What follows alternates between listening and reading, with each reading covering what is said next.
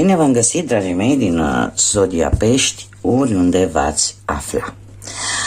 Tuturor bine ați venit pe canalul meu Tarot Flor de Loto, atât dragilor mei abonați, cum de asemenea și celor care poate sunteți pentru prima oară aici pe canal. Numele meu este Nina și mă bucur să vă am alături. Azi voi face o lectură atemporală, o lectură generală atemporală. Asta ce înseamnă nu are o limită de timp. O lectură pe care voi o puteți viziona atunci când doriți sau când apare în viața voastră.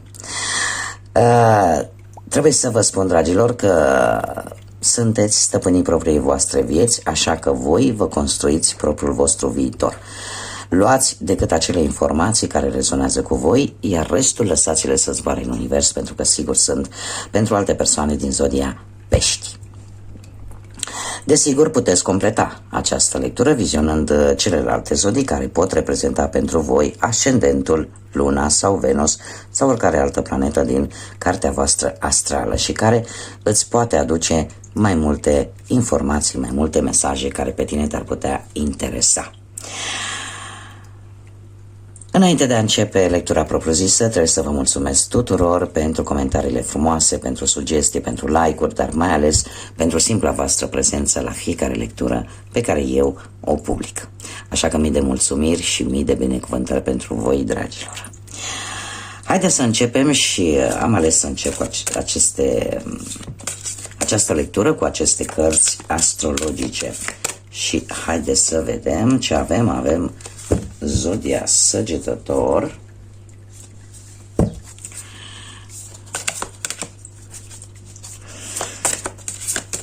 multă energie, dragilor. Vreți să plecați, vreți să aveți acest spirit de aventură al Săgetătorului. Avem casa a treia. Vreți să studiați, să vedeți adevăratul vostru potențial. Și îl avem pe Saturn. Numai un pic, haideți să vedem, dăm un pic mai aproape. Și ce avem noi aici? Dragilor, îl avem pe Săgetător, casa a treia și Saturn. Asta îmi vorbește despre entuziasm, despre o sete de aventură, mai ales că vorbim despre, cum să spun eu, acel potențial care vine cam de când v-ați născut. Este ceva care vreți să deprindeți, un studiu, un curs, iar asta e posibil să implice poate călătorii scurte, da? Aveți mai multă încredere în voi, sunteți foarte entuziaști, cum am mai spus, și aveți foarte mare credință. În general, Săgetătorul îmi vorbește despre aventură, despre setea aia de cunoaștere. Cumva aveți o mai multă putere de convingere, așa că dacă cumva vreți să începeți vreun curs, vreo școală, nu știu, ceva care pe voi vă interesează, aveți un spirit de convingere foarte mare. Aveți mari șanse să reușiți să duceți la bun sfârșit acest lucru. Și l-avem, bineînțeles, pe Saturn. Sunteți dispuși să faceți absolut, bun, hai să nu zicem absolut, dar sunteți dispuși să faceți în mare parte tot ceea ce vi se cere ca voi să obțineți acest lucru, să obțineți ceea ce pe voi vă interesează mai mult pe planul ăsta al studiului, al educației, da? Sau să faceți tot ceea ce este necesar pentru a obține poate o călătorie care pe voi vă interesează. Saturn îmi vorbește foarte mult de lecțiile de viață. Sunteți conștienți de multe ori că trebuie să învățați, că trebuie să învățați din propriile greșeli, că trebuie să învățați din propriile temeri, că asta te va ajuta să crești la nivel personal, îți va da înțelepciune și poate pentru unii dintre voi care au trecut printr-o lungă așteptare vis-a-vis de o anumită situație, ați avut răbdarea necesară să treceți prin toate experiențele care ați trecut până în prezent pentru a obține ceea ce pe voi vă interesa. Acum nu mă miră. Și de ce vă spun acest lucru? Pentru că peștii în general înghit foarte multe lucruri. Și eu aș spune că, adică aveți așa o răbdare fantastică pe care multe zodii nu o au. Sunteți, cum îmi place mie să spun, sunteți acel burete al zodiacului care absorbe tot ce vine rău, tot ce vine negativ. Hai la mine, veniți că eu le absorb pe toate. Doar că și aici este un lucru bun, chiar dacă o faceți pentru că cumva vă cunoașteți interesul. Știți că chiar dacă treceți de greu, într-un final nu vă lăsați până nu obțineți. Și aici avem, tocmai asta ne vorbește și Saturn, că vor veni îmbunătățiri și reușite pe o lungă perioadă de timp. Saturn apare, de exemplu, în viața unei persoane, dacă stai să calculezi harta natală a fiecărei persoane, Saturn apare, nu știu, cred că undeva de două ori în viață, se schimbă, sau de 3 ori, are o perioadă lungă de timp, da? Când apar schimbări în viața unui om.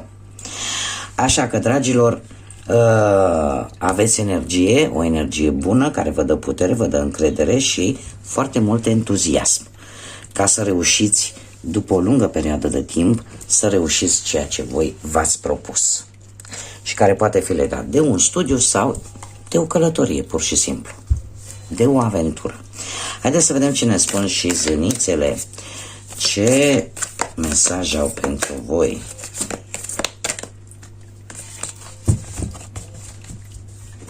Haideți să facem așa, că sunt foarte, foarte mari. Cele 3 grații, foarte interesant. Numărul 1, care ne vorbește de individualism. Dragilor, v-ați hotărât voi așa dintr-o dată și a zis: domne, eu nu-i fiu egoist, dar acum chiar vreau să fiu un pic. De ce? Pentru că numărul 1, în general, despre asta ne vorbește, de a fi un pic egocentrist, de a fi un pic individualist. De ce? Pentru că pentru unii dintre voi vor veni noi începuturi, vor veni lucruri noi care vor cere originalitate, care vor cere potențial. Se pare că ce gândești sau ce îți dorești se poate manifesta. Da? Poți gândi pozitiv și totul va fi bine, dar ai grijă ce îți dorești, desigur. O perioadă, aș zice, în care lucrezi poate mai bine singurică. Și aici avem cele 3 grații care ne vorbește de a cumva a ieși din faza asta de egoism, da? De a lucra individual și a încerca să lucrezi alături de amici, prieteni, și avem bucuria, generozitatea și se pare că un nou parteneriat e pe drum și care, nu știu, te va bucura, așa, va fi ceva distractiv, vei face ceva distractiv, poate cu alte persoane, apare așa o cooperare amicală. Nu știu, poate vrei să pleci în această călătorie însoțit de anumite persoane pe care, desigur, tu le dorești și care îți dă așa o stare de bine. Dar, în general, mie mi-apare că, totuși, nu știu, ați ajuns la concluzia că câteodată e bine să te mai gândești și la tine, nu numai la ceilalți. Haideți să vedem ce ne spune tarotul, dragilor.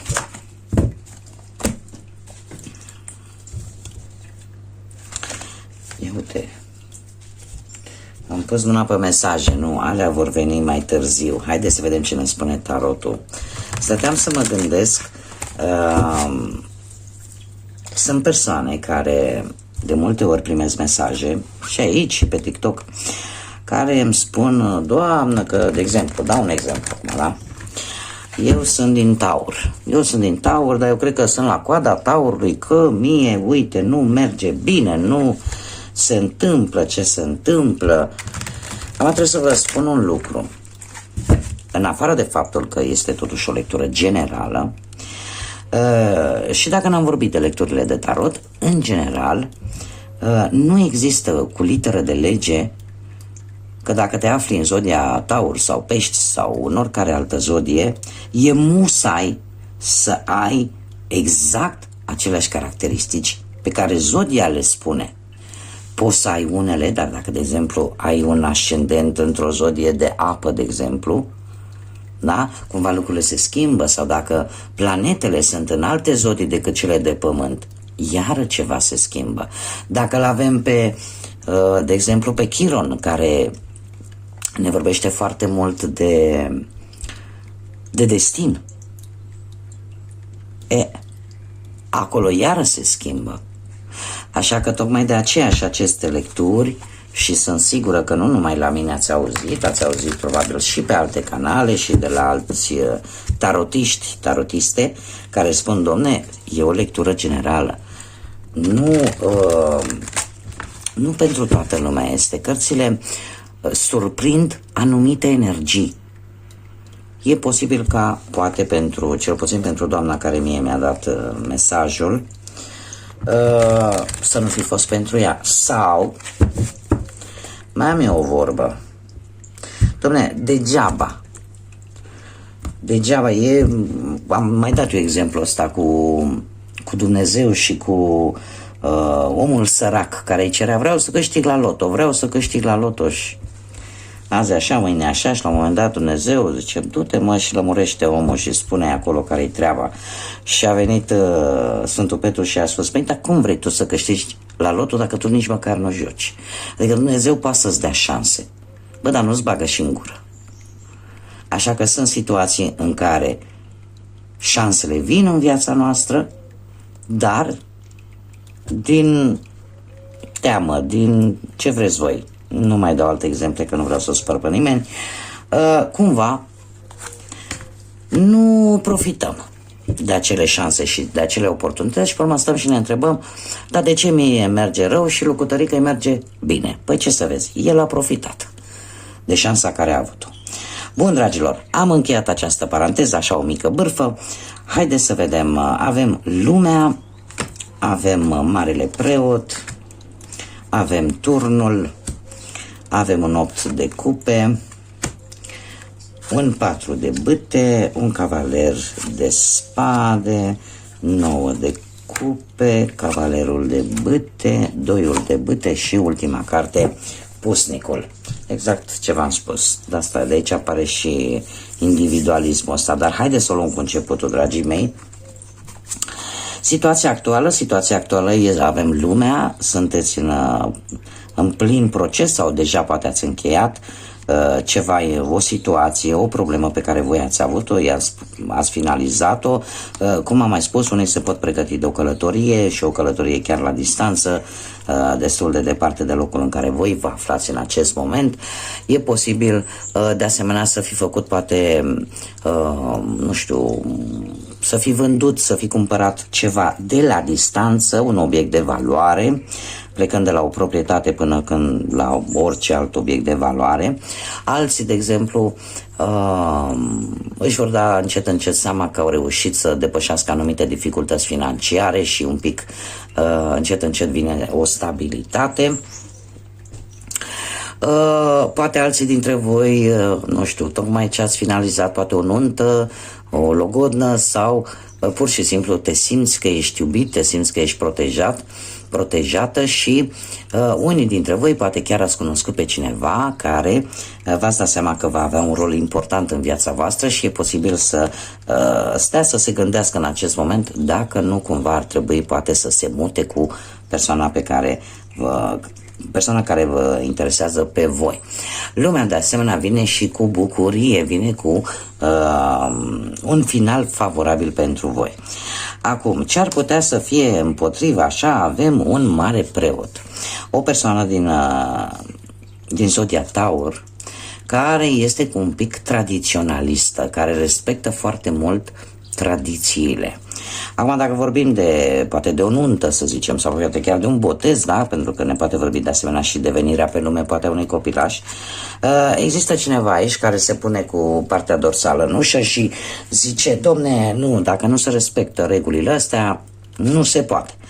Dacă nu vorbim de o persoană, vorbim atunci de situația în care probabil că pentru a rezolva o anumită situație va trebui să cer un sfat unei persoane care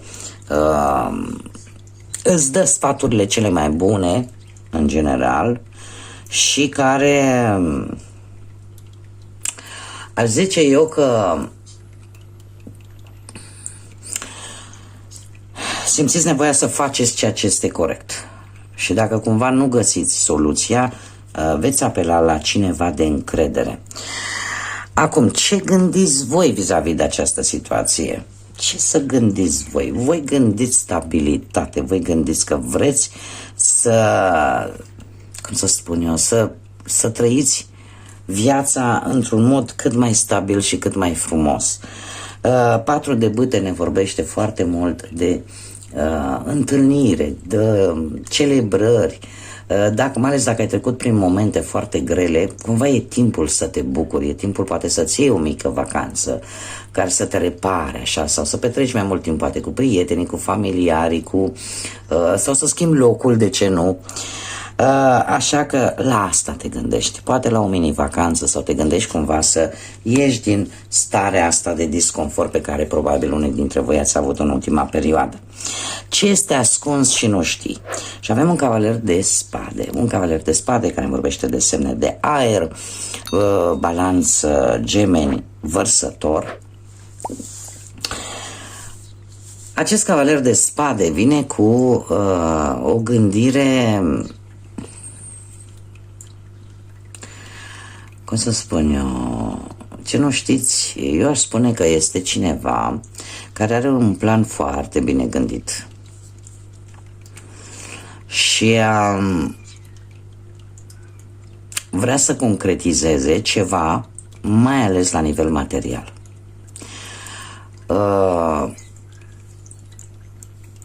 Pentru unii dintre voi, acest cavaler poate să fie vreun fost sau vreo fostă care se gândește la o nouă reîmpăcare. Nu știu dacă există distanță între voi sau pur și simplu sunteți distanțați pentru simplu fapt că nu aveți comunicare. Sau este cineva care, fără ca tu să știi, se îndreaptă către tine. Dar e ca și cum ar face jumătate de drum. Da? Cealaltă jumătate cumva trebuie să o faci tu. Deci se apropie, mai ales pentru cei care sunteți singuri. Poate să fie acest lucru. Dacă nu vorbim de o persoană, atunci vorbim de situația în care la un moment dat, și probabil de aici și cartea Săgetătorului, care ne vorbește și de impulsivitate, ceea ce este ascuns și tu încă nu știi, este faptul că la un moment dat va veni o situație în care vei avea tendința de a fi impulsiv, de a te comporta, ca să zic așa, împrumuta un pic din caracteristicile Săgetătorului și a fi un pic mai impulsiv, mai ales din punct de vedere fizic.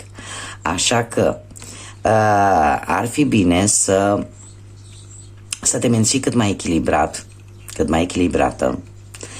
Și chiar dacă vrei tu să te lansezi așa în forță, gândește înainte. Gândește înainte de a face orice sau de a lua orice decizie. Haideți să vedem ce s-a întâmplat într-un trecut apropiat. Ia uite ce avem aici. Avem un turn. Într-un trecut nu foarte îndepărtat, ați avut parte de o schimbare atât de bruscă și atât de v-a dat peste cap, ca o furtună în deșert. Ceva care a venit până pusă masă, ceva care te-a trezit. Și trebuie să vă spun un lucru, dragilor din Pești. Voi, în momentul în care sunteți un pic dezechilibrați din punct de vedere energetic, aveți această tendință de a fi foarte neatenți, și așa un pic cu căpușorul în nori, așa un pic foarte visători. Ceea ce s-a întâmplat într-un trecut, nu foarte îndepărtat, îmi spune că, într-adevăr, chiar v-a luat prin surprindere și v-a zguduit un pic lumea, dar trebuie să vă spun că tot ceea ce a venit acum puțină vreme în viața voastră a venit cu un scop nobil. Și o să-mi spuneți, cum, domne, ceva care vine și mă dă peste cap și mi-aduce durere și mi-aduce suferință, cum poți să spui că e ceva bun? Uite că paradoxul există și mai ales în tarot. De ce? Pentru că ceea ce vouă vi s-a întâmplat, cumva e posibil să fi fost trimis de către divinitate. Să fi fost ca o atenționare, să fi fost ca acel șut undeva în partea dorsală, care să te trezească și să spună ce faci. Această situație, această relație nu are o bază solidă. Nu, oricum nu va continua într-o manieră pozitivă. Și atunci trimite cât un turn de ăsta, trimite cât o situație de asta care ea în esență vine foarte negativ și aduce durere și aduce suferință și poate să aducă numai gânduri de-astea negative, dar ea te obligă, vrei nu vrei, să faci schimbarea necesară în așa fel încât să te pună pe drumul ăla bun și în așa fel încât tu să-ți dai seama și să faci schimbarea pe care poate trebuia să o faci cu mult timp în urmă. Bun. Ce-ți rezervă viitorul apropiat? Avem un 8 de cupe, da, dragilor, voi veți lăsa în urmă, chiar dacă pentru unii dintre voi va fi așa cu o ușoară părere de rău, dar veți lăsa în urmă ceva ce nu vă mai folosește. Optul de cupe este cartea care ne vorbește de decepție. O decepție poate pentru că nu vei obține ceea ce tu îți dorești sau pentru că pur și simplu încerci să te îndepărtezi de o anumită situație, de o anumită persoană, de o anumită relație, tocmai pentru a nu distruge totul. Sau poate pentru că simți nevoia să fii în siguranță sau poate că ai dat prea mult și nu ai primit nimic sau ai primit prea puțin. În general ne vorbește de un abandon al unei situații, al unei relații, al unui lucru care nu îți mai folosește. Cumva e o decizie de a pune final poate unei relații sau poate unei situații sau poate cu o persoană. Cumva această carte vine și cu un sfat. Indiferent de ce lași înapoi, indiferent pe ce plan, da? Că vorbim de situații financiare, că vorbim de situații profesionale sau de dragoste, indicat ar fi să nu te grăbești să intri imediat într-o situație similară cu cea pe care o lași în urmă. Dă-ți timp să-ți înveți lecția, dă-ți timp să procesezi tot ceea ce s-a întâmplat și abia pe urmă să încerci din nou, da? Ceva asemănător. Haideți să vedem cam cum vezi tu situația asta și cam cum ai vrea să acționezi. Și avem un 9 de cupe. 9 de cupe care vorbește de, cum să spun eu, tu îți dorești stabilitate, tu vrei să progresezi.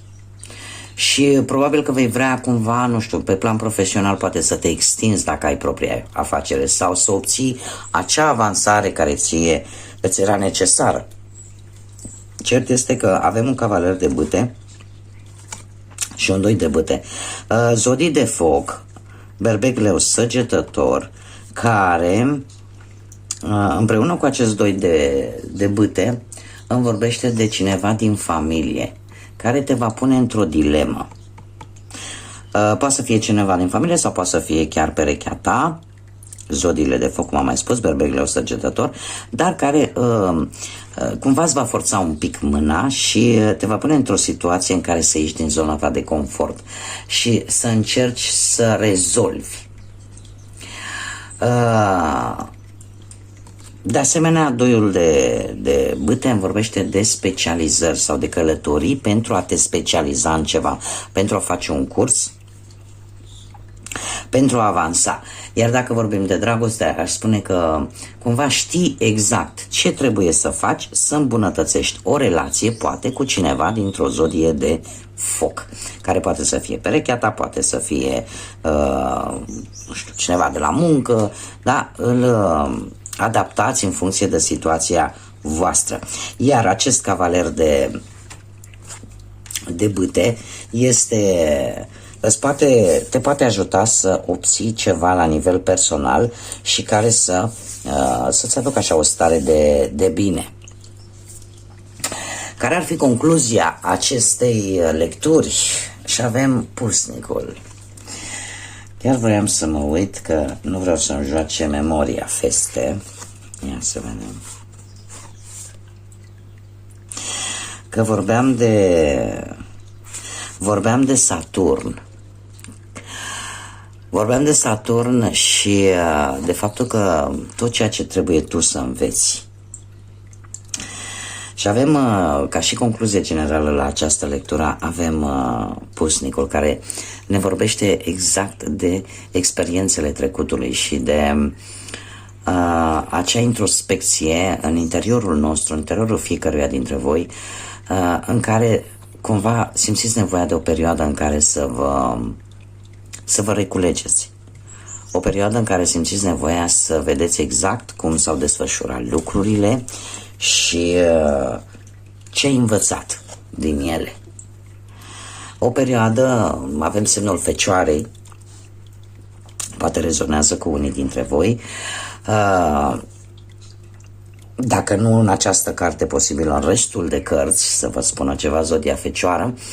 Totuși, pusnicul ne vorbește de nevoia de singurătate, posibil de a sta o perioadă un pic mai, cum să spunem, mai liber, fără aglomerație, fără lume multă și de a te îndepărta de zgomot, da? Și de a studia, da? Dacă vorbim de partea asta profesională. Posibil ca lucrurile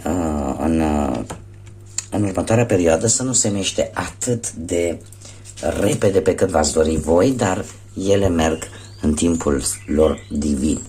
Acum haideți să vedem ce mesaj are Universul pentru voi, dragilor din Pești. Un mesaj, te rog, pentru zodia Pești.